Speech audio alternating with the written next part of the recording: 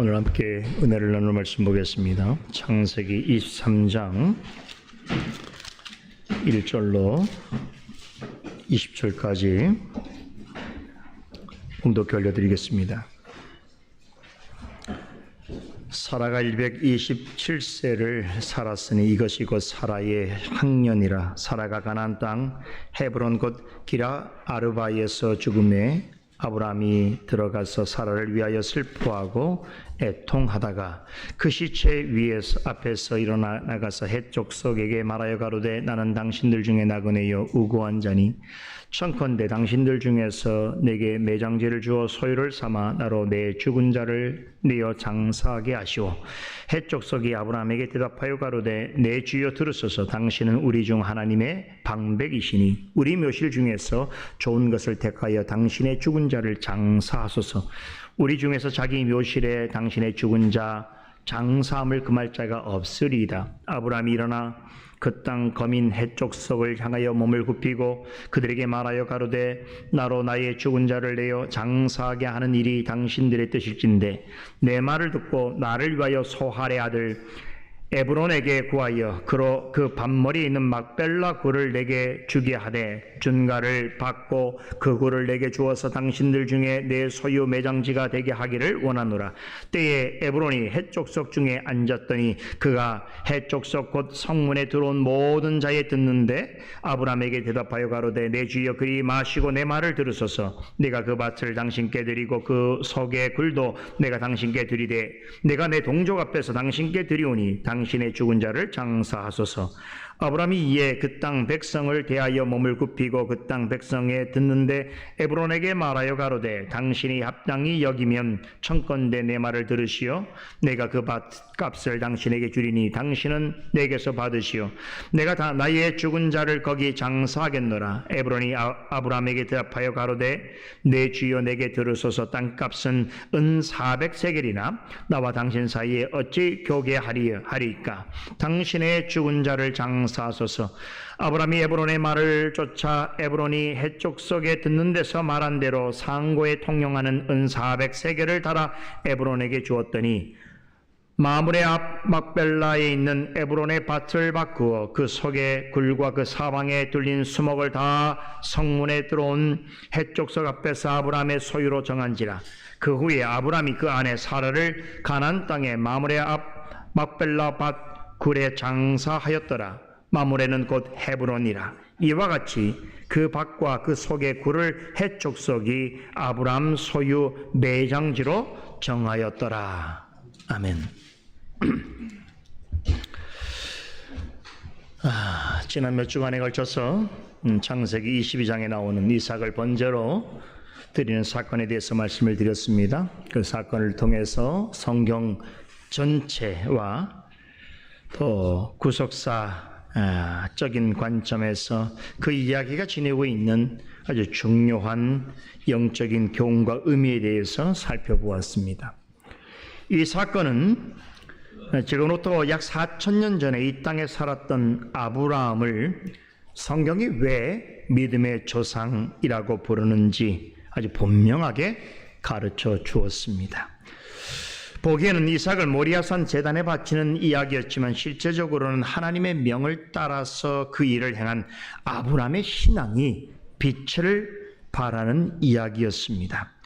신앙의 관점에서 보면 창세기 22장의 이야기는 아브라함의 생애에 있어서 최고점에 달하는 순간이었다라고 할 수 있습니다. 그가 살아온 생애 속에서 가장 믿음의 장성한 신앙의 분량이 최고조로 드러난 순간이었다라고 할 수 있겠습니다.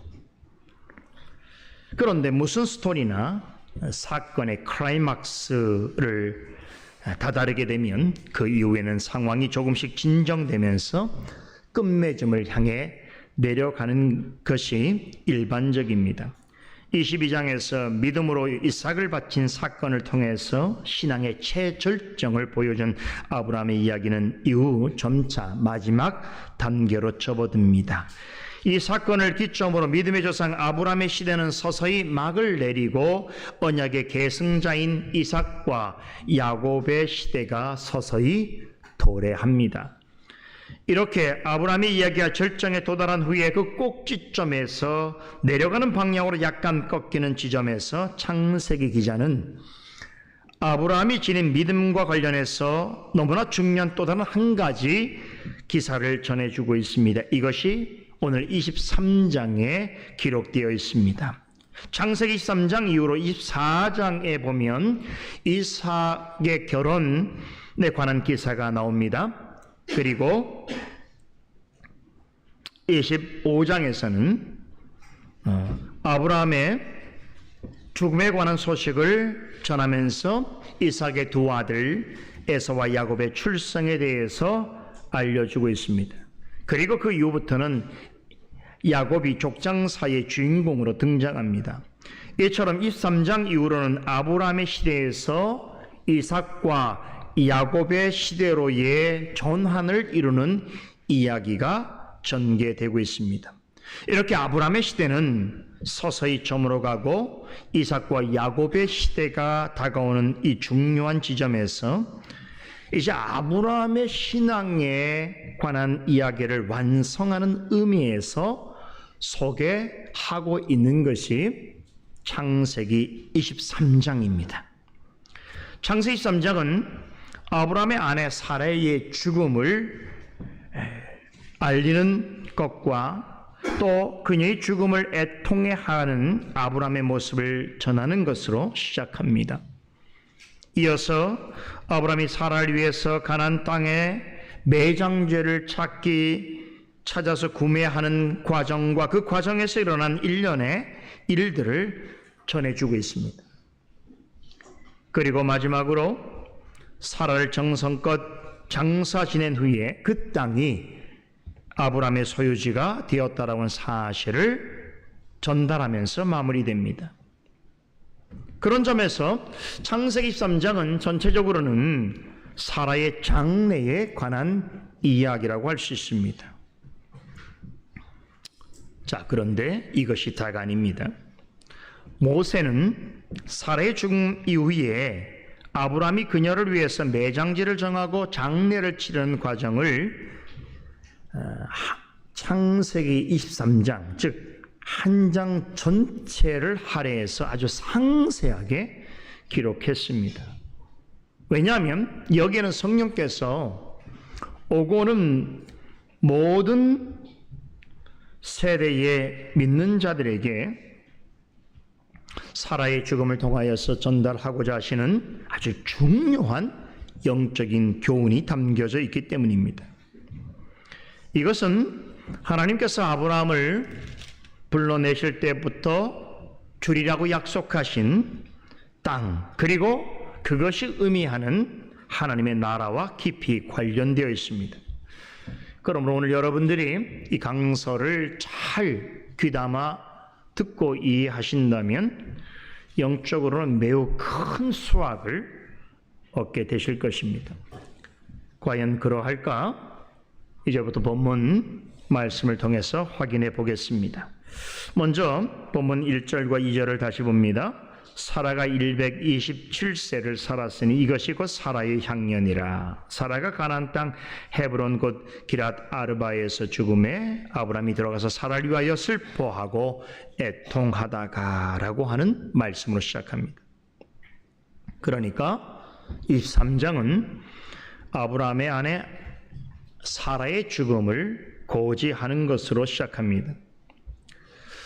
지난주에 만난 몇 성도님에게 오늘 이 주일에는 아주 유명한 분의 장례가 있을 것을 말씀드렸습니다. 이것은 농담이 아닙니다. 오늘 살펴보게 될 23장의 전체 내용은 사라의 죽음과 그녀의 장례와 관련되어 있습니다. 그런 점에서 오늘 강설은 사라의 장례 설교라고 표현해도 지나친 말이 아닙니다. 그동안 여러 차례 제가 장례 설교를 했습니다만 오늘은 그 중에서도 가장 특별한 장례 설교가 될 것입니다. 오늘 우리는 사라의 죽음을 목도하고 있습니다. 여러분, 사라가 어떤 사람입니까? 믿음의 조상 아브라함의 사랑하는 아내이며 그의 유일한 동반자입니다. 그녀는 아브라함과 더불어서 오랜 시간 방랑의 시간을 보내었고 근심과 고통의 나날을 함께했습니다. 그녀 역시 아브라함과 같이 나그네의 인생을 살았습니다. 그러는 동안 그는 참으로 많은 일들을 겪었습니다. 성경에 보면 사라가 아브라함과 함께 하란을 떠났을 때의 그녀의 나이는 65세였습니다. 그리고 127세의 죽음을 맞이했으니 그는 이 땅에서 무려 62년 동안 아브라함과 함께 주의 나그네로 살았던 것입니다. 물론 사라는 완전한 사람이 아니었습니다. 여러분과 저와 같이 연약한 성정을 가진 여인이었습니다. 그녀는 한때 자녀를 주시겠다고 하신 하나님의 약속을 온전히 믿지 못했었습니다. 그로 인해서 자신의 여종을 아브라함에게 주어서 아들을 낳게 하는 지혜롭지 못한 행동을 하기도 했습니다. 그리고 자신을 무시하는 하갈을 모질게 대하기도 했습니다. 어느 날은 아브라함의 장막을 찾아온 하나님과 천사들로부터 이삭의 출생을 알리는 말씀을 전해 듣고도 자신의 처지를 생각하면서 비웃기도 했습니다. 속으로 웃었음에도 웃지 않았다라고 거짓말하기도 했습니다. 그녀는 이렇게 우리처럼 연약한 성정을 가지고 있는 사람이었습니다. 그러나 그녀가 범한 이런 실수와 잘못들은 사람이 사는 동안에 누구에게나 다반사로 일어날 만한 일들입니다. 127년을 살면서 이런 정도의 실수와 허물이 전혀 없었다고 한다면 오히려 그것이 이상한 일입니다. 아브라함과 함께 부르심을 받은 후로 60여 년 동안 주의 나그네로 살아간 그녀의 삶 전체의 관점에서 비춰보면 이러한 일들은 그다지 크고 많은 죄라고 말하기 어렵습니다. 살다 보면 누구나 다 범할 수 있는 정도의 잘못과 실수입니다. 그런데 이런 일을 가지고 특정한 사람에게만 과도하게 적용해서 마치 그가 다른 사람보다 더 큰 죄인인 것처럼 부풀리거나 단정하려 해서는 안 됩니다. 사라는 우리와 같은 성정을 가진 자로서 약간의 허물과 실수가 있었습니다. 하지만 히브리서 기자는 그녀를 아브라함과 이삭과 야곱처럼 하나님 앞에서 믿음으로 신실하게 살아간 성도로 평가합니다. 특별히 히브리서 11장에 이 내용이 구체적으로 설명되고 있는데요. 사라에 대해서 이렇게 증거합니다. 그녀는 남편 아브람과 언약을 맺으시고 약속의 말씀을 주신 하나님을 신실하고 성실하게 믿었으며 비록 이 땅에서 아브람과 함께 나그네로 살아갔지만 하나님이 주실 더 나은 본향을 사모하면서 살았다라는 것입니다. 이것이 사라처럼 이 세상에서 주의 나그네로 살다가 생을 마치는 성도를 향하여 하나님께서 하시는 보편적인 평가입니다. 그러니까 세상을 사는 동안 우리는 원하든 원치 않든 여러 가지 실수와 잘못과 허물을 행할 수 있으나 그의 인생 전체적으로 보게 될 때는 하나님께서 마치 사라를 평가하시는 것처럼 우리에게도 그같이 여겨주신다는 것입니다. 사라의 장래를 생각하자니 저희 머릿속에 떠오르는 시편 말씀이 있습니다. 시편 32편 1절로 2절 말씀입니다. 허물의 사함을 얻고 그 죄의 가리움을 받은 자는 복이 있도다. 마음에 간사함이 없고 여호와께 정죄를 당치 않은 자는 복이 있도다. 아멘. 이 말씀대로 사라는 생전에 범했던 허물에 대하여 용서함을 받았습니다. 그리고 자신의 죄에 대하여 가리움을 받았습니다. 그는 하나님 앞에서 결코 정죄함을 받지 않는 그런 하나님이 보시기에 참으로 복이 있는 사람이었습니다. 이 말씀을 보면서 저도 여러분도 언젠가 이 땅에서 생이 마치는 그 순간을 맞이하게 될 때에, 그리하여 하나님 앞에 서게 될 때에 이와 같은 말씀으로 위로를 받기를 소망하게 되는 것입니다. 그럼에도 사라에게는 우리와 차이 나는 특별한 점이 있습니다. 그녀는 하나님의 약속하신 구원의 계획과 경륜을 이루는 일에 특별한 사명을 부여받은 자로서 부름받았습니다. 하나님은 그녀를 이전부터 말씀하신 약속의 씨의 어머니이자 모든 믿는 자의 어머니를 표상하는 존재로서 부르셨습니다. 그녀는 하나님과 동행한 60여 년 동안 나그네 인생 속에서 하나님이 부르신 사명을 나름 잘 감당했습니다. 사는 동안 믿음의 조상 아브라함의 아내여 동반자로서 고락을 함께 했으며 약속하신 이삭을 낳음으로 웃음과 기쁨을 함께 맛보았습니다.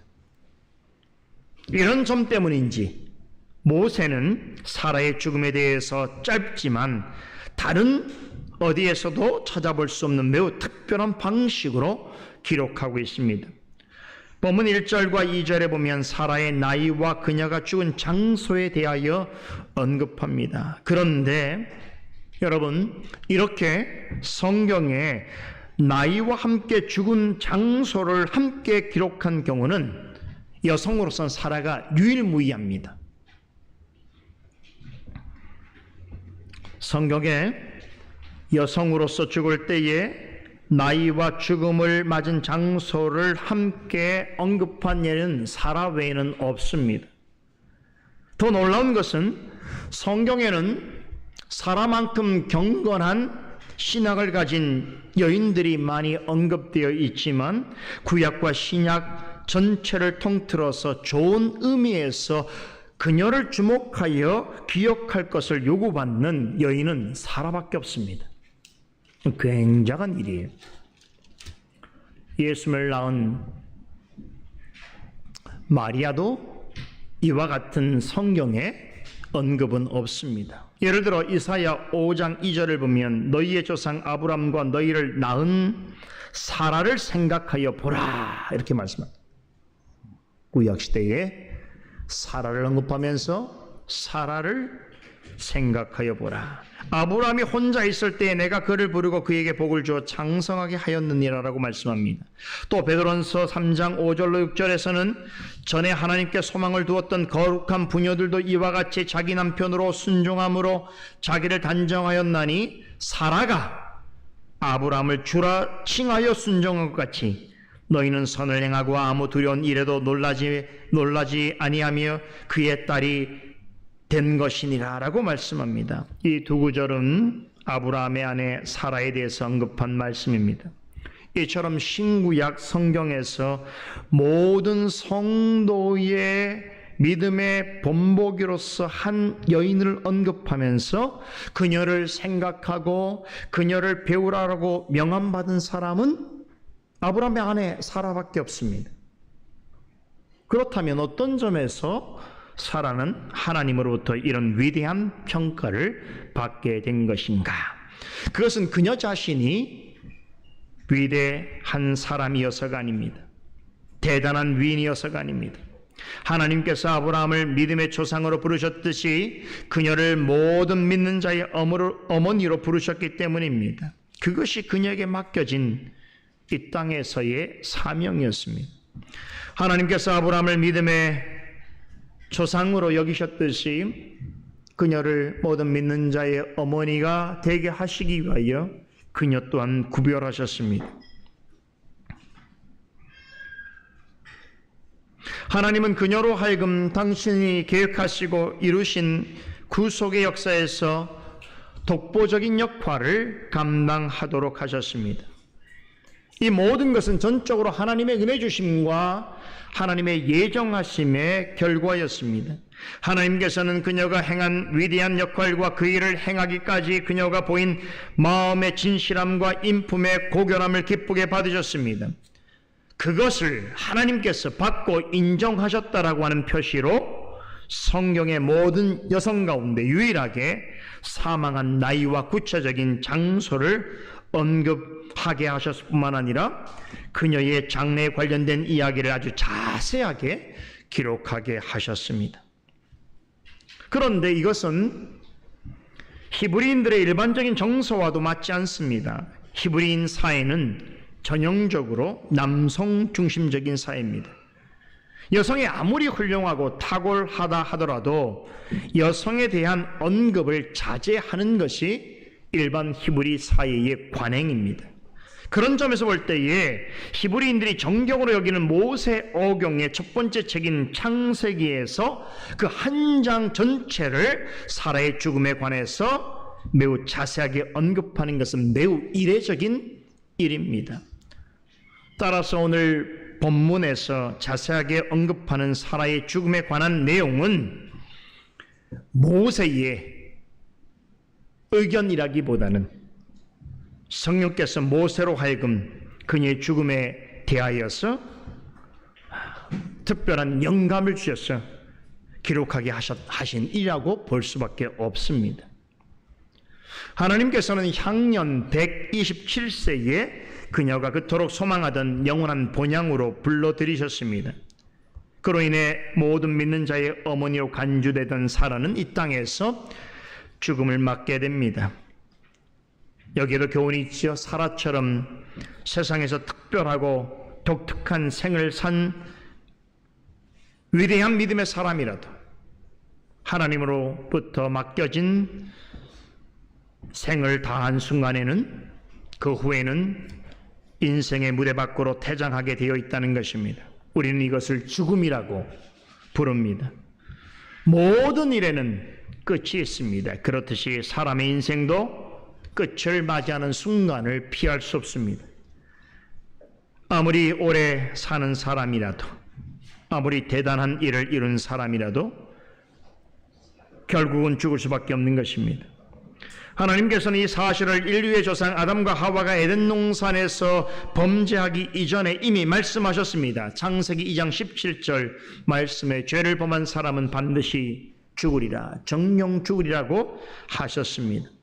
히브리서 기자도 한 번 죽는 것은 사람에게 정해진 이치라고 하였습니다. 죽음은 죄의 대가입니다.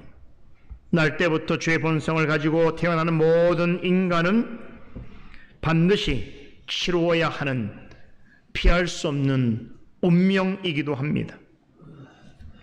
사라는 죽기 전까지 아브라함과 함께 60년 이상 가나안 땅에 거주했습니다. 60년 동안 한 지역에서 살아간다. 참으로 오랫동안 한 곳에서 머문 것처럼 생각될 수 있겠으나 죽음의 관점에서 보자면 60년 이상을 살았던 그것은 임시적인 거주지에 불과했습니다. 그녀는 죽음으로써 나그네 인생을 마치고 가나안 땅이 표상하는 하나님의 영원한 나라로 들어갔습니다. 그런데 본문은 사라의 죽음에 대해서는 아주 핵심적이고 간단한 정보만 제공하고 있을 뿐 죽은 자에 대해서는 별다른 언급을 하지 않습니다. 대신에 그녀의 죽음에 관한 소식을 전달한 이후로 모든 이야기의 초점은 살아있는 자들에게 맞춰집니다.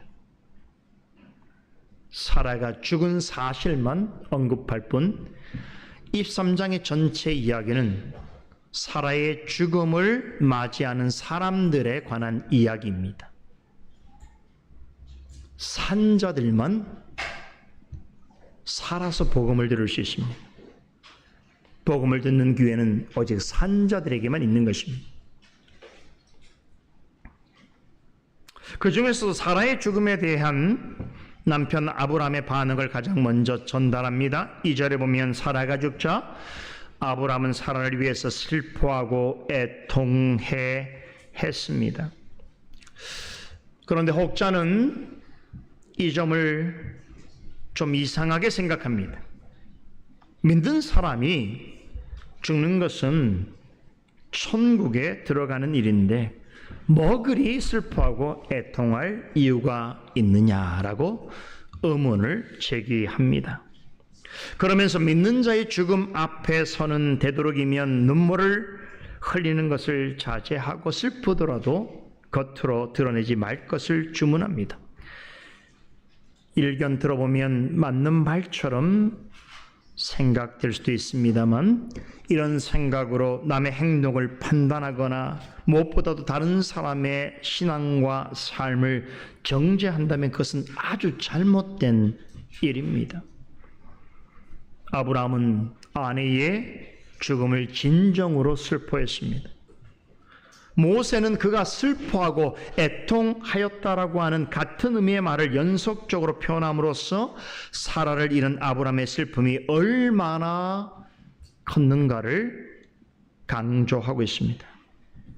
그러니까 그의 슬픔은 가짜가 아니라 진짜였다는 말이지. 그는 사랑하는 아내에 대한 변함없는 애정을 끝까지 진실되게 보여주었습니다. 사라의 시신이 모셔져 있는 장막 안으로 들어가서 그 시신 곁에 앉아서 눈물로 애도했습니다. 사랑하는 사람의 죽음 앞에서 슬퍼하고 애통하는 것은 마땅히 사랑과 존귀를 보여할 대상에게 진심을 전하는 너무나 자연스러운 일입니다. 마음에 전혀 없는데도 일부러 어쩔 수 없이 애도하는 것은 옳은 일이 아닙니다.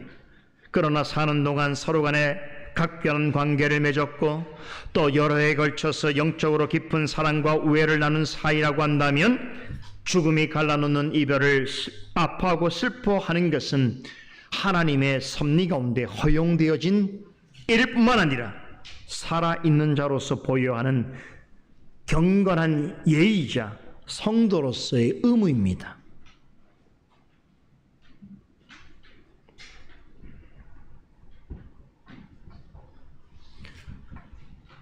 사랑하는 사람의 죽음 앞에서 슬퍼하고 애통하는 것을 마치 믿음이 없는 것처럼 생각하고 판단하는 것은 대단히 잘못된 일입니다. 아브람도 아내 사라의 죽음에 대해서 슬퍼하고 애통했습니다. 그런데 성경에 보면 아브람이 이처럼 슬퍼하고 애통해 한 일은 처음이자 마지막입니다. 아브람은 고향을 떠날 때에도 하란에서 아버지를 잃었을 때에도 조카 롯이 가나안 연합군에게 잡혀갔다는 소식을 들었을 때에도 심지어 사랑하는 독자 이삭을 번제로 바치는 말씀을 듣고 그것을 실행에 옮길 때에도 울지 않았습니다. 성경의 기록에 보면 아브람은 지금까지 한 번도 운 적이 없습니다. 그런데 아내의 죽음 앞에서는 크게 슬퍼하고 애통했습니다. 그것은 무엇을 말해줍니까? 아브라함에게 있어서 사라는 그만큼 특별한 존재였다는 뜻입니다. 당시 풍습으로 대략 20세 전후로 결혼을 했다라고 가정해 본다면 무려 1세기 동안 100년 동안 그녀와 동고동락했습니다. 풍족할 때나 궁핍할 때나 기쁠 때나 슬플 때나 병들었을 때나 건강할 때나 그녀는 언제나 그의 곁에서 가장 큰 힘과 위로가 되어 주었습니다. 그러한 그녀의 죽음을 경험하고 있을 때, 그녀의 시신 곁에서 그녀를 바라보고 있을 때에 지난날 그녀와 함께했던 시간들이 어찌 기억나지 않을 수 있으며 또한 그녀와 함께했던 많은 일들에 관한 추억들이 떠오르지 않았겠습니까? 그런 것들을 떠올려 볼 때에 어찌 눈물이 나지 않을 수 있었겠습니까? 살아가는 사람의 죽음을 슬퍼하고 애통해 한다는 것은 사는 동안 그와 특별한 관계였다는 것과 세상에서는 더 이상 그와 그 같은 관계를 유지할 수 없다는 것과 나아가 죽음은 고통이요 믿는 자의 가장 큰 원수라는 것과 죄는 모든 사람에게 이 슬픈 아픔을 가져온다는 사실을 겸허하게 인정하는 것입니다. 그것이 슬픔과 애통으로 드러나는 것입니다. 다만 이와 같은 일을 겪을 때 성도로서 주의할 점이 있습니다. 죽음 앞에서 슬퍼하고 애통하되 소망 없는 자같이 슬퍼해서는 안 됩니다. 남에게 보이기 위해서 억지로 슬퍼하거나 일부러 우울해질 필요는 없습니다. 이것은 하나님을 알지 못하는 사람들이 하는 일입니다. 성도는 죽음에 대해서 슬퍼하더라도 주님 안에서 소망을 가져야 합니다. 하나님과 내세에 대해서 아무런 소망이 없는 자들처럼 행동해서는 안 됩니다. 그러므로 슬퍼하고 애통하더라도 너무 지나치거나 너무 오래 해서는 안 되는 것입니다. 왜 그렇습니까? 사랑하는 사람의 죽음 이후로부터는 하나님의 관심은 산자들에게 있기 때문입니다. 성도는 아무리 슬프고 애통하는 일이 있어도 하나님이 허용하신 삶을 계속 경주해 가야 하는 책임과 사명을 가지고 있습니다. 아브라함에게는 사라의 죽음을 애도하는 중에도 해야 할 일이 있었습니다. 사라의 시신을 안장하기 위해서 합당한 매장지를 찾아야만 했습니다. 이것은 살아있는 자로서 죽은 자를 위해 마땅히 해야 할 일입니다.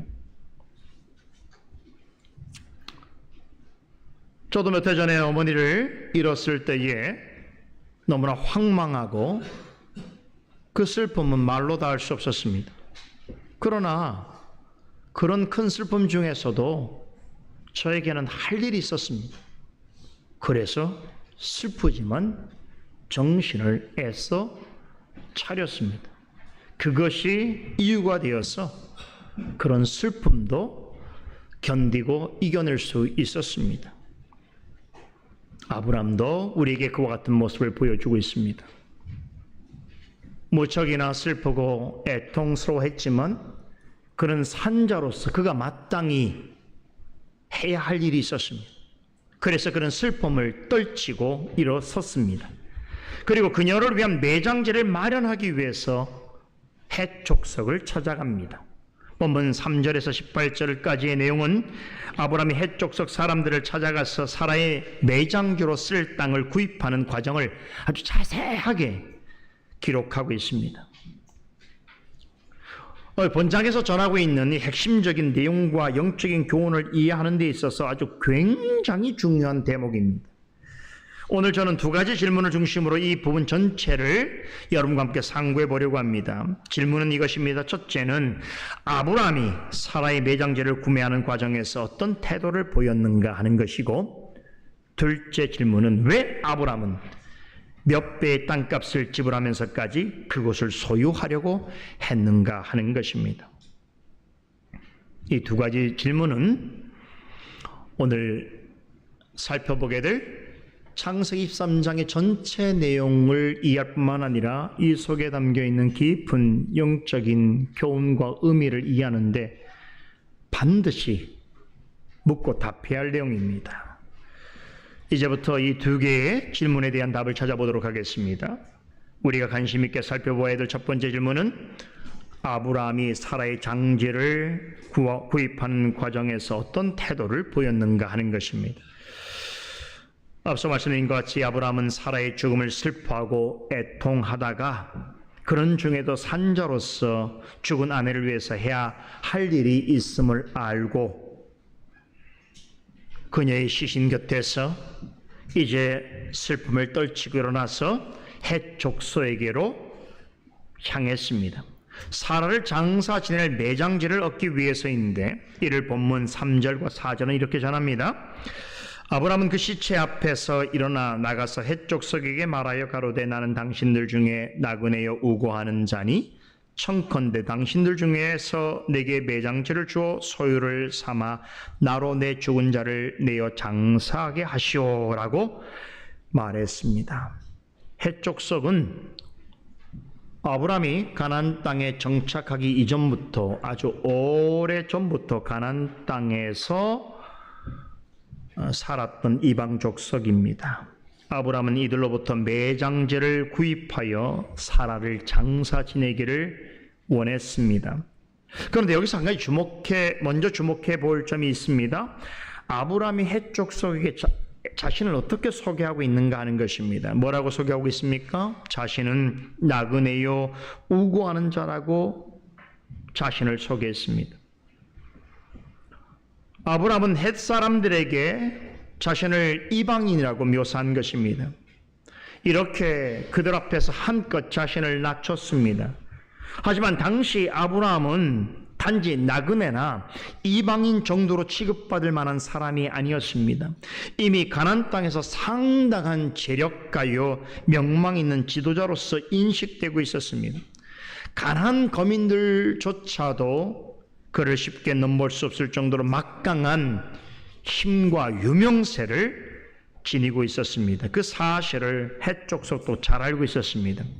이에 그들은 매장지를 구매하기 위해서 도움을 요청하는 아브라함을 향해서 세 차례나 내 주여라고 부릅니다. 6절, 11절, 15절에 나오지요. 그리고 6절에서는 아브라함을 가리켜서 당신은 우리 중 하나님의 방백이라고 호칭하기도 합니다. 이러한 표현은 당시 아브라함은 헷족속을 비롯해서 여러 가나안 부족들로부터 상당한 인정과 존경을 받고 있었다는 것을 방증해 주고 있는 사실입니다. 아브라함은 이방 사람들에게 있어서도 커다란 위인 같은 존재였습니다.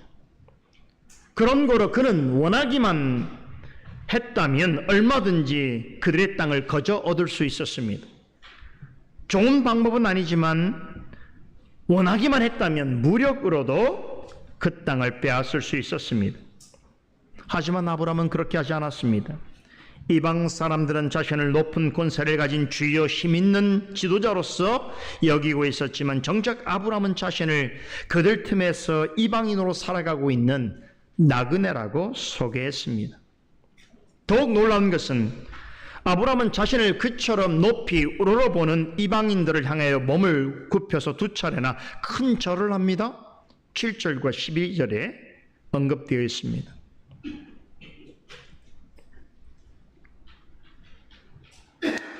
그런데 하나님께서 오래전에 아브라함을 갈대아 우르에서 불러내실 때에 내가 내게 복을 주어 내 이름을 창대케 할 것이라고 약속한 바가 있지요. 이 말씀은 아브라함이 살아 있을 때에 이미 이루어졌습니다. 아브라함은 자신을 잠시 거주하는 나그네요 거류하는 자라고 소개하였으나 이방 사람들은 그를 하나님이 세우신 큰 지도자로 알고 있었습니다. 이런 상황에서 아무리 아내의 매장지를 구하는 입장이라고 하더라도 이런 정도의 위인이 자신을 높이 진심을 다해서 대하는 이방 사람들에게 몸을 굽혀 큰 절을 몇 차례나 한다는 것은 흔히 볼 수 없는 일입니다. 약한 자가 강한 자에게 머리를 숙이는 일이나 낮은 자가 높은 자에게 예를 갖추는 것은 당연한 일이지만 강한 자가 약한 자에게 혹은 높은 자가 낮은 자에게 이처럼 몸을 굽혀 절을 하는 것은 보통은 보기 어려운 일입니다. 일반적으로 생각할 수 있는 그 이상의 높은 수준의 인격과 덕망이 갖추어져 있지 않다면 불가능한 일이지요. 아브라함은 아내의 죽음으로 크게 슬퍼하고 애통해하는 중에 자신이 할 일을 찾아 나선 길에 만나게 된 이방 사람들을 진심으로 매우 겸손하게 대했습니다. 그의 슬픔이 진짜였듯이 그의 겸손도 진짜였습니다. 세상에는 강하고 높은 자가 많습니다. 하지만 이런 겸손을 가지고 보이는 사람은 찾아보기 드뭅니다. 자기보다 높고 강한 사람에게는 눈치를 보면서 급신거리면서도 조금이라도 자신보다 약하다고 생각되면 한없이 무례하고 불손하게 대하는 사람들이 우리가 사는 세상에는 훨씬 더 많습니다. 세상 사람들만 그럴까요? 그리스도인이라고 하는 분들 중에서도 이런 류의 사람들이 많아요. 그래서 유명한 목사님, 또 교회의 직분을 가진 사람, 이런 대상에게는 한없이 머리를 조아리고 순종하듯이 행동하면서도 아직 신앙이 부족하고 여리고 연약하고 또 세상에서도 자신보다 못하다고 생각하는 사람들을 향해서는 과연 그리스도의 성품을 닮은 사람이 맞는지, 교회를 다니는 자인지를 의심할 만큼의 낯선 태도로 대하는 이들이 있습니다. 자, 그런데 믿음의 조상 아브라함은 달랐습니다. 그가 보여주고 있는 이 진짜 겸손의 모습은 우리 모두에게 큰 울림을 주고 있습니다. 두 가지 점에서 아브라함의 겸손은 예표적인 의미를 가집니다. 우선은 그의 겸손은 예수 그리스도께서 나타내 보이신 겸손을 나타냅니다. 예수님은 어떤 분이십니까? 본체상 하나님이심에도 불구하고 하나님과의 동등하심을 당연한 것으로 생각지 아니하시고 오히려 자기를 비워 종의 모습을 취하셔서 이 천하고 낮은 땅에 사람의 모양으로 내려오셔서 죄인을 위해서 십자가에 자신의 생명을 내어놓으시기까지 자신을 낮추셨습니다. 야고보서 4장 10절에 주 앞에서 낮추라 그리하면 주께서 높이시라는 말씀이 있습니다.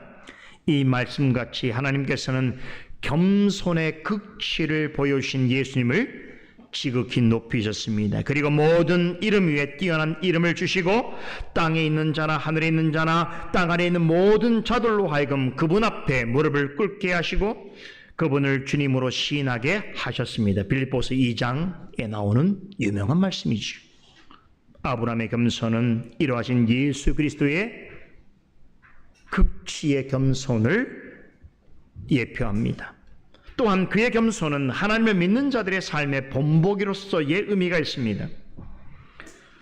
여러분, 아브라함이 어떻게 이토록 겸손한 자가 될 수 있었을까요?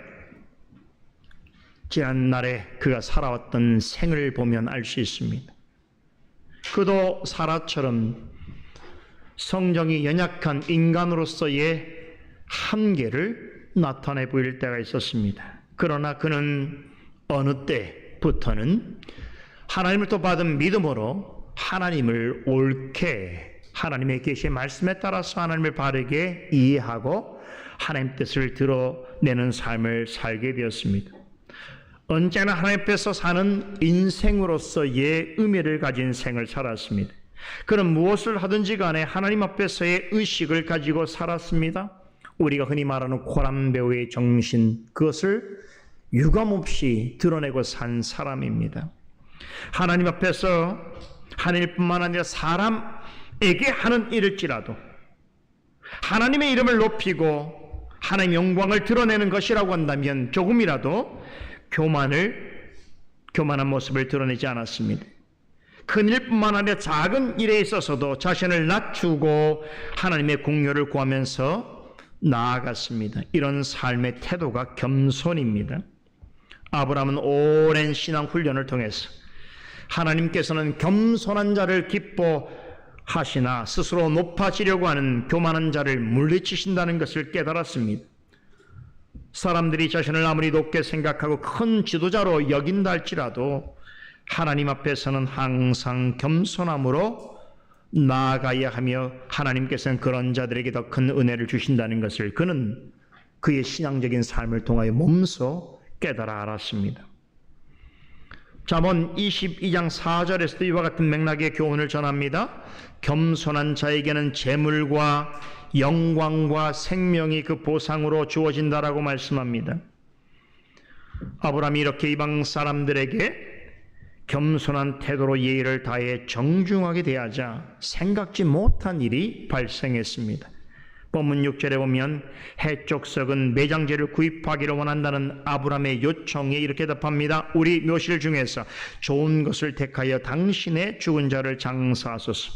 우리 중에서 자기 묘실에 당신의 죽은 자 장사함을 금할 자가 없으리다. 좀 어렵지요? 이 번역을 쉬운 말로 하고 있는 새 번역은 이렇게 번역합니다. 들어보세요. 어른께서 고인의 묘지를 쓰시겠다고 하면 우리 가운데서 그것이 자기의 묘자리라고 해서 거절할 사람은 아무도 없습니다. 방금 전에 제가 인용해드린 잠언 22장 4절 말씀처럼 겸손한 자에게는 재물과 영광이 보상으로 주어진다는 그 말씀이 아브라함에게 그대로 적용되었습니다. 사람들은 스스로 존경에 맞지 않는 큰 지도자인 아브라함이 아주 겸손한 모습으로 자신의 아내를 내장할 곳을 구하자 예를 다하면서 자신들에게 있는 묘지를 당신이 원한다면 내어주겠다라고 답했습니다. 이처럼 하나님은 겸손한 자를 높이실 뿐만 아니라 더 좋은 것으로 보답하여 주십니다. 햇사람들은 진심으로 아브라함의 요청을 들어주고자 했습니다. 이 아브라함은 그들의 뜻한 호의에 일어서서 감사의 뜻을 담아서 큰 절을 합니다. 대단하지요? 그죠? 아직은 실제로 땅을 준 것도 아니고 말로써 호의를 전한 것인데 자신을 커다란 위인으로 여기고 있는 사람들 앞에 일어나서 몸을 굽혀서 감사의 마음을 전했습니다. 참 우리 주변에 보면 이런 사람들이 있어요. 누군가의 호의를 받는 것을 자신의 권리로 생각하는 사람들이 있습니다. 그래서 호의를 베풀면 호의를 호의로서 받아들이는 것이 아니라 그 호의를 빌미로 해서 상대방에게 무례하게 행동하는 사람들이 있어요.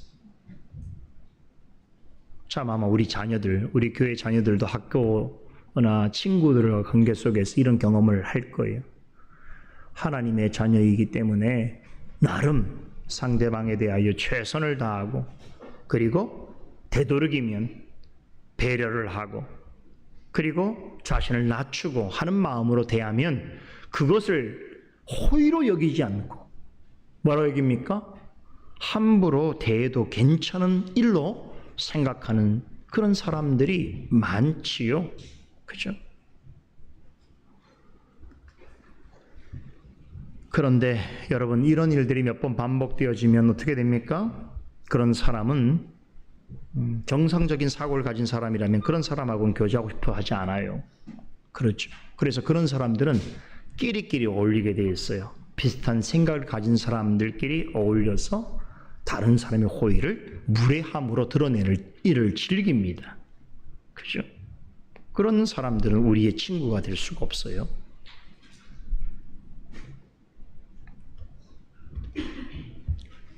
사도 바울은 빌립보서 2장 3절에 그리스도 안에서 살아가는 성도들에게 이렇게 전합니다. 아무 일에든지 다툼이나 허영으로 하지 말고 오직 겸손한 마음으로 각각 자기보다 남을 낮게 여기라고 권면합니다. 여러분 이런 말씀을 삶으로 드러낼 수 있는 사람이 세상에 누가 있을까요? 하나님 앞에서 살아가는 의식을 가진 성도만이 이 말씀을 실행할 수 있습니다. 이것이 아브라함이 사라의 매장제를 구할 때 보여준 모습입니다. 아브라함은 자신을 높이 대하고 마음 다해서 존중하는 이방 사람들에게도 겸손함으로 예의 바르게 행동했습니다. 그들이 베푼 호의에 진심으로 머리를 숙여서 감사를 표했습니다. 그러나 아브라함은 햇사람들의 호의에도 불구하고 그들이 이미 사용하고 있거나 앞으로 사용하려고 준비된 햇사람의 묘지를 사랑하는 아내의 매장지로 제공받기를 원치 않았습니다. 그런 마음에 이미 생각하고 있는 특정한 장소가 있었습니다. 그래서 햇사람들의 호의를 정중하게 거절하면서 햇족속 중에 소할의 아들 에브론이라는 사람에게 자신의 말을 전해달라고 부탁합니다. 그가 소유한 반머리에 있는 맥벨라 굴을 원했기 때문입니다. 아브라함은 그 땅 주인에게 충분한 대가를 치러서라도 그것을 매입하기를 원한다는 뜻을 공개적으로 밝혔습니다. 그런데 때마침 그 땅 주인인 에브론이 그 말을 듣고 있는 햇사람들의 틈에 있었습니다. 그런 많은 사람들이 보는 자리에서 아브라함이 원하는 그 굴뿐만 아니라 그 굴이 있는 인접한 땅까지도 무상으로 주겠노라고 약속을 합니다. 이 말은 에브론 역시 익히 아브라함의 명성을 잘 알고 있었다는 의미이겠지요. 그런 아브라함을 직접 대면하는 자리에서 그가 자신의 동족을 대하는 태도를 보면서 크게 감동을 받았던 것 같습니다. 아브라함이 자신의 아내를 매장하기 위해 자신의 땅을 얻고자 한다는 말을 듣고는 너무나 기쁜 나머지 그를 향한 사랑과 존경의 표시로 자신의 굴과 밭을 선물로 주겠노라고 먼저 제안했습니다. 그러자 아브라함이 어떻게 행동했는 줄 아세요? 다시 한번 햇사람들 모두에게 머리 숙여 감사의 뜻을 표하면서 겸손하고 너그러운 태도로 자신을 대하는 에브론을 사람들이 보는 앞에서 더욱 높여주었습니다. 참 지혜로운 행동이지요. 그렇죠. 그가 자신에 대하여 매우 겸손하고 너그럽게 대하는 그의 태도를 모든 사람들이 보는 앞에서 그토록 큰 위인으로 생각하는 사람이 그를 높여줌으로 인해서 다른 사람들로부터 그도 높임을 받게 해주었습니다. 그런데 이번에도 아브라함은 에브론의 호의를 정중히 거절합니다. 그는 아내의 매장지를 사는 일에 있어서 하나님과 사람 앞에서 정당하고 공정한 거래를 원했기 때문입니다. 아브라함은 원하는 매장지 값을 지불할 만한 충분한 능력이 있었습니다. 무엇보다도 어떤 식으로든지 에브론의 호의를 이용해서 개인적인 이익을 취할 생각이 없었습니다. 바로 이런 점에서 우리 그리스도인들이 아브라함의 태도를 배워야 합니다. 특히 세상에서 믿지 않는 자들 간에 어떤 거래를 하게 될 때에 아브라함의 태도는 우리에게 굉장히 중요한 신앙적인 행동의 원리를 제공해 주고 있습니다. 아브라함은 너그럽고 인품 좋은 햇사람 에브론의 제안 속에 담겨있는 그의 진심을 잘 알고 있었습니다. 그가 진심으로 자신을 대하고 있으며 자신이 원하는 굴과 또 그것이 속해 있는 땅까지 밭까지 무상으로 주려고 하는 그의 마음을 알고 있었습니다. 하지만 아브라함은 그의 호의를 마음으로 받는 것에 만족했습니다. 그리고는 은 400세겔을 주어서 막벨라 굴을 구입하되 합법적으로 돈을 지불하고 구매했습니다.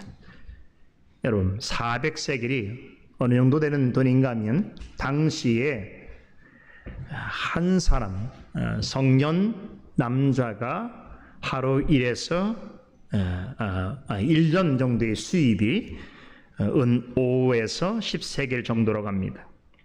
이 점을 감안해 본다면 아브라함이 매장지를 구입하기 위해 지불한 400세겔은 한 사람의 한 40년 차 그런 수입에 맞먹는 어마어마한 돈입니다. 아브라함은 원하기만 했다면 한 푼 내지 아니하고 땅을 얻을 수 있었습니다. 하지만 그리하지 아니하고 시세보다 후한 값을 치르고 땅을 구입했습니다. 여기에는 아주 중요한 의미가 있습니다. 아주 중요한 영적인 의미가 있습니다. 이 부분에 대해서는 잠시 후에 제가 두 번째 질문과 관련해서 말씀드릴 때에 이 부분을 설명드리겠습니다. 아무튼 아브라함은 무상으로 밭과 굴을 주겠다라고 하는 에브론의 호의를 정중히 거절한 후에 다시 한번 감사의 예를 표하는 그런 동시에 당시 시가보다 훨씬 높은 가격으로 땅값을 모조리 지불했습니다. 공짜로 얻을 수 있었지만 공정하고 정의로운 거래를 통해서 땅의 소유권을 얻었습니다. 여러분 한번 생각해 보십시다. 가정에서 만약에 아브라함이 땅을 공짜로 받았다고 생각해 보세요. 혹은 아주 싼 값으로 밭을 샀다고 생각해 보세요. 이후에 어떤 일이 일어날지 모릅니다.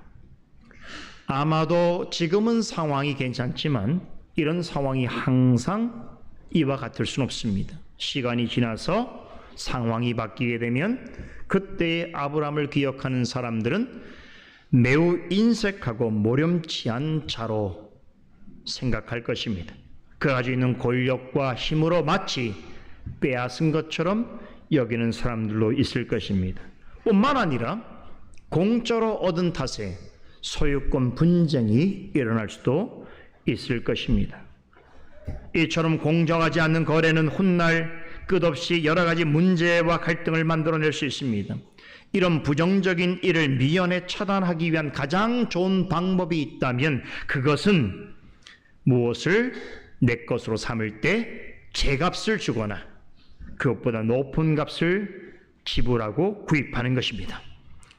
공정하지 못한 거래는 당장에는 아무 일도 없는 것처럼 보일지라도 시간이 지나서 어떤 좋지 못한 일이 발생할 수 있습니다. 본문에 나오는 이 아브라함이 땅을 거래하는 태도는 그리스도인으로서 이 땅에서 우리가 어떻게 세상과 혹은 하나님 믿지 않는 사람들과 상거래를 해야 하는지에 대해서 아주 좋은 본보기를 보여주고 있습니다. 상대방이 아무리 친절을 베푸는 것이라고 하더라도 거저받기에는 너무 과하거나 또 이것 때문에 나중에 문제가 될 소지가 조금이라도 있다면 우리 그리스도인은 어떤 마음가짐을 가져야 되는가? 항상 대가를 공정하고 충실하게 지불할 결심을 가지고 있어야 합니다. 쉽게 말하면 좋은 것을 공짜로 얻을 생각을 하지 말라는 거예요. 이건 그리스도인의 마음이 아닙니다. 이런 부분에 있어서 우리 그리스도인 부모들이 자녀에게 할 일이 있습니다. 아직 경제관념이 부족한 온전치 않은 자녀들에게 이렇게 가르쳐야 됩니다. 만일 네가 좋은 것을 얻고자 한다면 네가 원하는 그것이 너에게 참으로 좋은 것이라고 생각한다면 반드시 공정한 값을 지불할 생각을 하라는 것이. 이것을 어릴 때부터 가르쳐야 돼요. 모세 온경을 정경으로 받아들인 유대인들이 사실 이런 교육을 합니다. 어릴 때부터 자녀들에게 공짜는 없다는 교육을 해요. 가장 좋은 것을 받아 누리기 위해서는 그에 합당한 값을 치를 준비가 되어 있어야 한다는 것을 가르칩니다. 그런데 우리나라 사람들은 참 공짜 좋아해요. 뭐 사소한 것, 있으나 없으나 될 만한 것을 공짜로 뭐 주고 나누는 것이야 무슨 문제가 되겠습니까마는 그 욕심이 지나쳐서 좋은 것도 공짜로 얻으려 한다는 것이 그게 문제입니다. 자녀들에게 이것을 말로만 가르치면 안 됩니다. 부모가 실제로 모범을 보여야 돼요. 어떻게 상거래를 하는 것이 바람직한 것인지 그리스도인으로서 올바른 태도인지를 자녀들이 보는 앞에서 실제로 행동해야 되는 것이. 아주 어릴 때는 대부분의 사회생활에 관한 거의 모든 것들은 부모를 통해서 보고 배우게 되어 있습니다. 경제관념도 마찬가지. 부모가 어떤 경제관념을 가지고 있는가라고 하는 것은 자녀들이 평생을 살아가는 데 있어서 그들이 가져야 될 경제적 관념 가장 중요한 교과서가 됩니다. 여러분, 사람에게 우리가 좋은 거 받는 게 아니잖아요.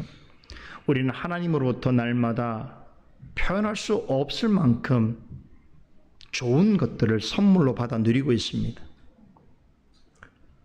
그런데 생각해보면 우리가 살아가는 데서 절대적으로 필요한 좋은 것들은 하나님 다 무상으로 주시는 거예요. 하늘 그렇죠, 공기 그렇죠, 자연 그렇죠, 땅 그렇죠. 이런 모든 우리의 삶에서 절대적으로 필요한 좋은 것들은 하나님께서 그냥 주시는 거예요. 내가 돈을 지불하고 사는 게 아니에요.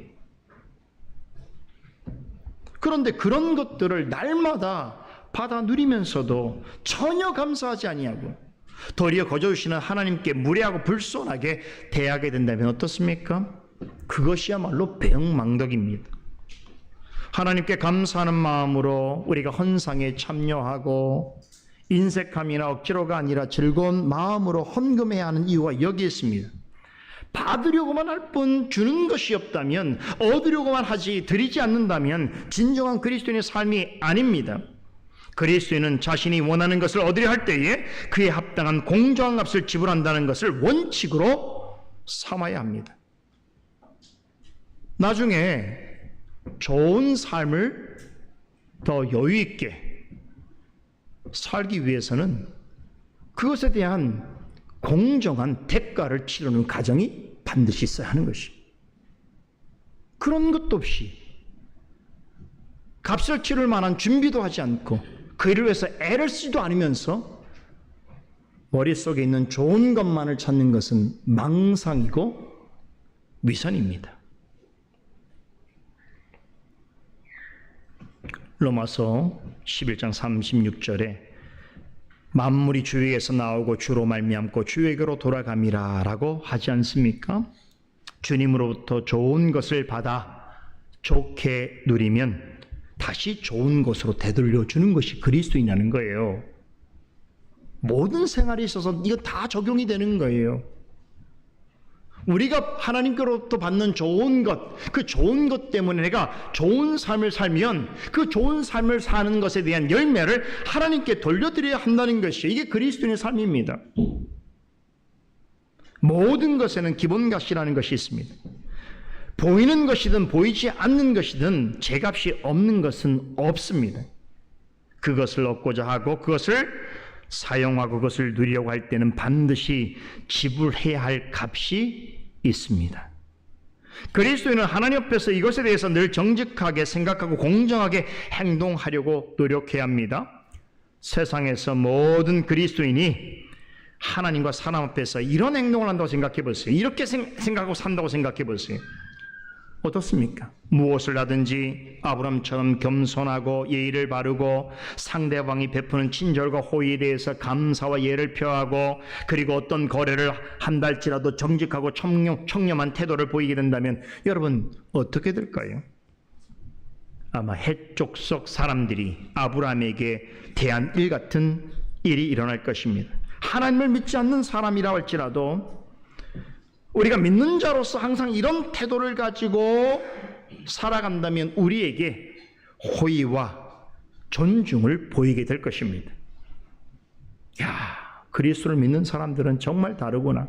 교회를 다니는 사람들은 정말 특별하구나라고 하는 생각을 가지고 우리를 그렇게 존중할 것입니다. 한결같이 이런 인격과 인품을 보여줄 수 있다면 그것은 믿지 않는 사람들에게 감동을 넘어서 감화를 끼칠 수도 있습니다. 빌립보서 4장 8절 말씀을 기억하십시다. 정말로 형제들아, 무엇이든지 참되며 무엇이든지 경건하며 무엇이든지 옳으며 무엇이든지 정결하며 무엇이든지 사랑할 만하며 무엇이든지 칭찬할 만하며 무슨 덕이 있든지 무슨 기림이 있든지 이것들을 생각하라. 사도 바울은 모든 그리스도를 향해서 이것을 베풀고 받고 듣고 본바대로 행하라고 말합니다. 그리하면 평강이 하나님이 너희와 함께 하실 것이며 무슨 일을 만나고 어떤 상황에 처하든 간에 내게 능력 주시는 자 안에서 모든 것을 할 수 있다라고 가르칩니다. 해족속 사람들과 에브론이 아브라함을 진심으로 대하고 그처럼 호의를 베풀고 그의 삶과 신앙을 존중할 수 있었던 것은 여러분 그냥 되어진 일이 결코 아닙니다. 아브라함이 하나님과 사람 앞에서 항상 그러한 태도, 신중하게 생각하고 공정하게 행동하는 태도를 보여주었기 때문입니다. 할 수 있는 한 모든 일에 있어서 후하고 넘치는 제값을 지불하기를 기뻐했기 때문입니다.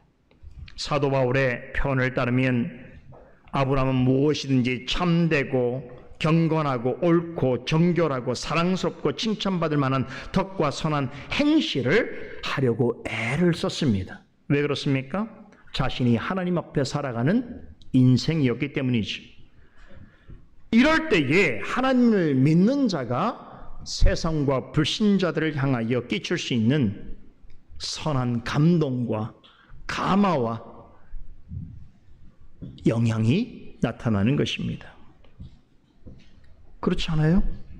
그러면 오늘 우리 사회에서 왜 그리스도인들이 이와 같은 대접을 받고 있는가? 왜 교회가 일반 사람들로부터 왜 이렇게 조롱의 대상이 되고 있는가?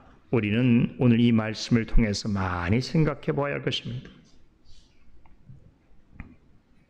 오늘 본문 속에 드러나는 아브라함의 태도는 여러 가지 면에서 모든 믿는 자들의 신앙과 생활에 매우 유익하고 확실한 신앙적인 모델이 되어주고 있습니다.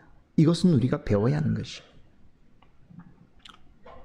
이제 앞에서 언급한 대로 둘째 질문에 대해서 살펴보겠습니다. 무슨 질문이었죠?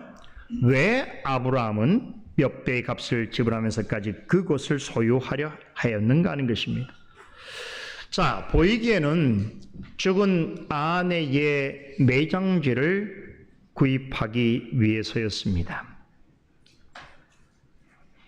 그렇죠? 겉으로 보자면 아브라함이 에브론의 밭을 산 것은 당시 풍습에 따라서 죽은 아내를 장사하기 위한 당연한 조처였습니다. 하지만 아브라함에게는 이보다 훨씬 더 근원적인 이유가 있었습니다.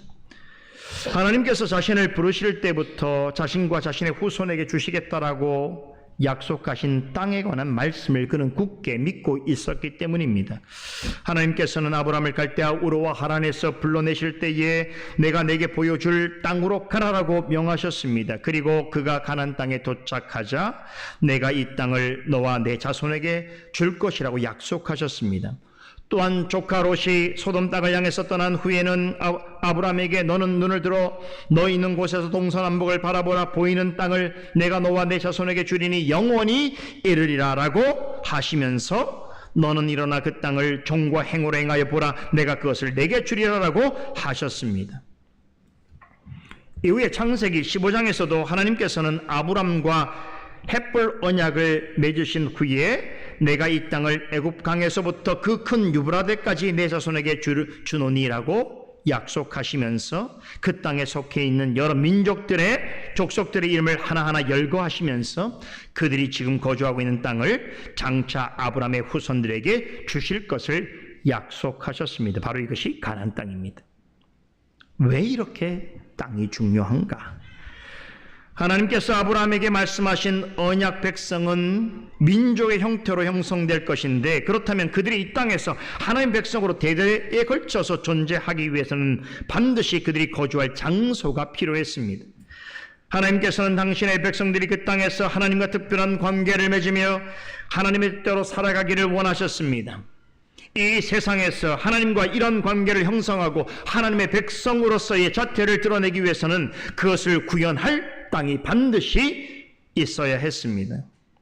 그럼 하나님께서 아브라함과 그의 후손들을 위해서 예비해 두신 땅은 어디입니까? 다시 말해서 아브라함이 약속으로 받은 그 땅은 어디입니까? 바로 가나안 땅입니다.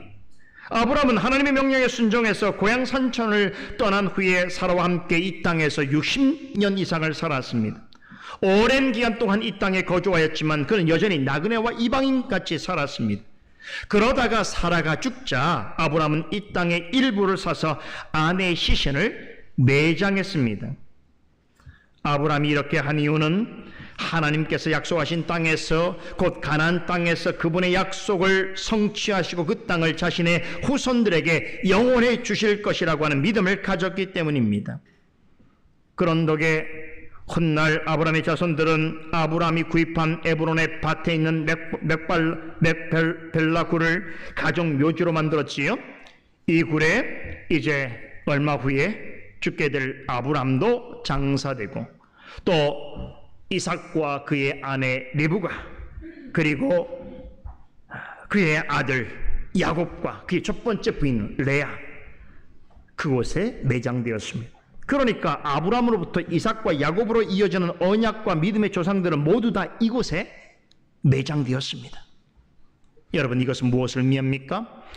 하나님께서 아브라함과 이삭과 야곱과 그의 후손들에게 약속하신 땅은 가나안 땅이며, 이 땅에 대한 합법적인 소유권이 영구적으로 하나님의 언약 백성에게 있음을 말해주고 있습니다. 이로써 하나님께서 아브라함에게 약속하신 땅에 관한 약속이 성취되었습니다. 아브라함은 이 점을 확실하게 보증하기 위해서 많은 증인들이 보는 앞에서 당시의 시가보다 훨씬 높은 가격을 지불하고 에브론의 밭과 막벨라 굴을 사들였습니다. 이로써 그 땅에 대한 소유권이 영구적으로 아브라함과 그의 후손들에게 넘어오게 되었습니다. 아브라함과 그의 후손들은 하나님이 약속하신 땅을 합법적으로 소유하게 되었습니다. 여기까지 이해되죠? 그죠? 그런데 자, 아브라함이 비싼 돈을 지불하고 산 땅은 가나안 땅 전체가 아닙니다.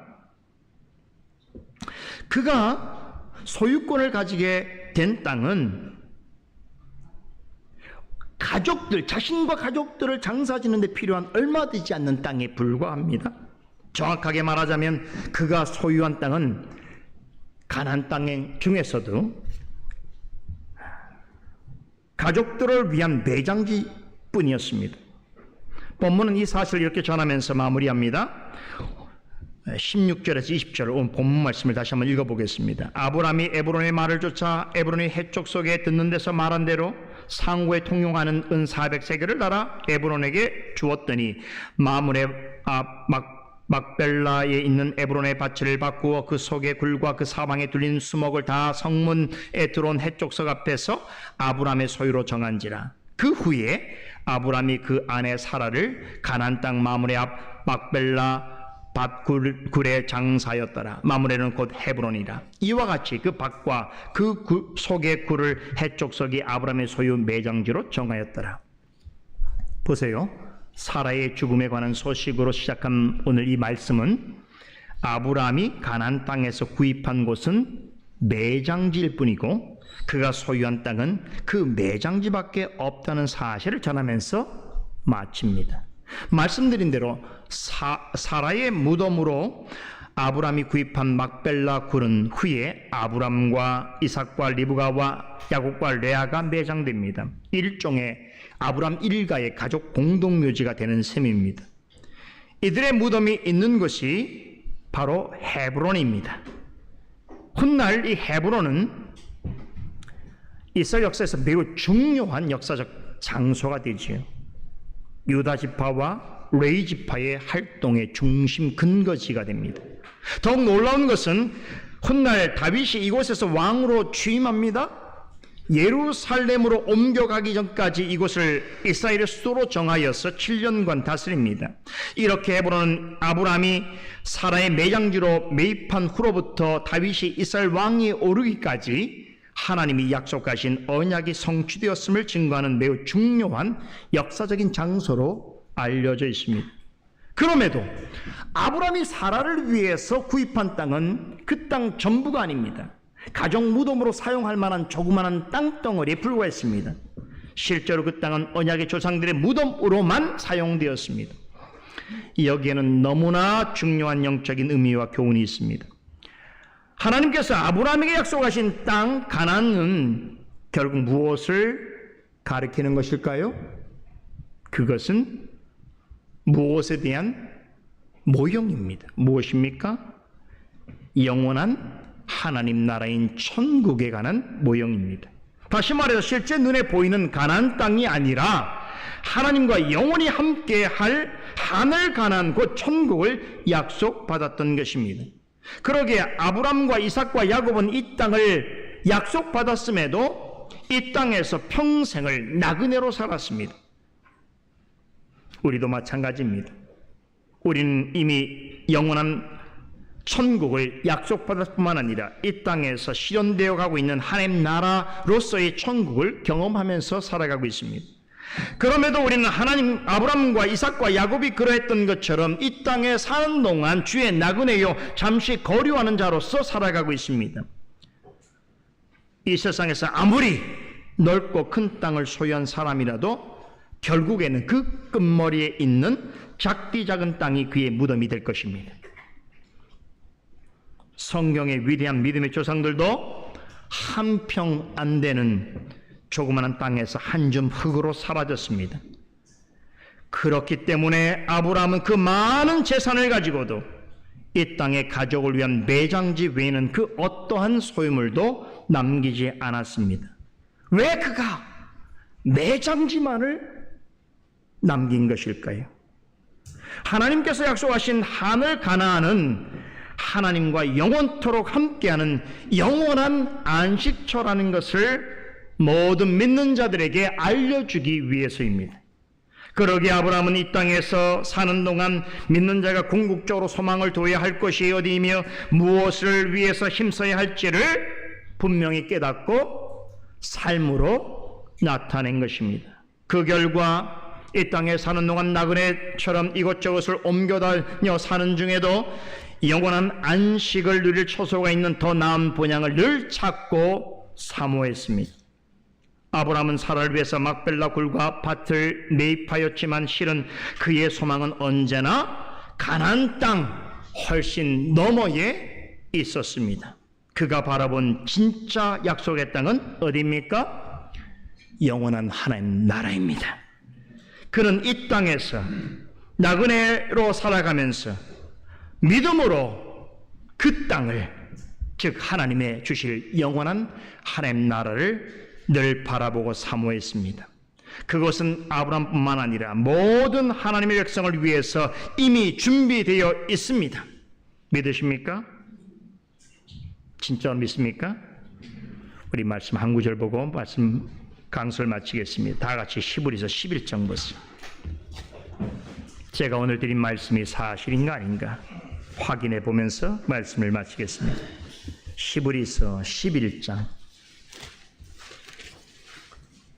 13절에서 16절까지 함께 읽겠습니다. 이 사람들은 다 믿음을 따라 죽었으며 약속을 받지 못하였을 때 그것들을 멀리서 보고 환영하며 또 땅에서는 외국인과 나그네로 증거하였으니 이같이 말하는 자들은 본향 찾는 것을 나타냄이라. 저희가 나온 바 본향을 생각하였다면 돌아갈 기회가 있으려니와 저희가 이제는 더 나은 본향을 사모하니 곧 하늘에 있는 것이라. 그러므로 하나님이 저희 하나님이라 일컬음 받으심을 부끄러워하지 아니하시고 저희를 위하여 한 성을 예비하셨음이니라. 믿습니까? 아브라함에게 약속하신 가나안 땅은 더 나은 본향입니다. 그 더 나은 본향이 있다는 것을 믿음으로 확신하였기에 자신의 살아가는 아내 사라의 죽음 앞에서도 슬퍼하고 애통하였지만 자신에게 맡겨진 일을 하기 위해 다시 일어섰으며 또한 이 땅에 남은 삶을 하나님의 주실 더 나은 본향을 바라보며 끝까지 살아갈 수 있었던 것입니다. 그래야 그의 슬픔이 마침내 하나님 안에서 기쁨으로 변할 수 있었던 것입니다. 기도하겠습니다. 거룩하신 하나님, 감사합니다. 오늘도 우리에게 주신 창세기의 말씀을 마음에 되새기며 주께 주시는 은혜를 따라 살아가길 원하옵나이다. 주시는 말씀의 많은 교훈들을 저희들이 잊기 쉽사오니 말씀을 묵상할 때에 기억나게 하시고 그 말씀을 따라서 우리의 생에 하나님께서 기뻐하시는 성도로서의 삶을 살아갈 수 있도록 격려하시고 인도하여 주시옵소서. 감사드리며 살아계신 예수 그리스도 이름으로 기도드리옵나이다. 아멘.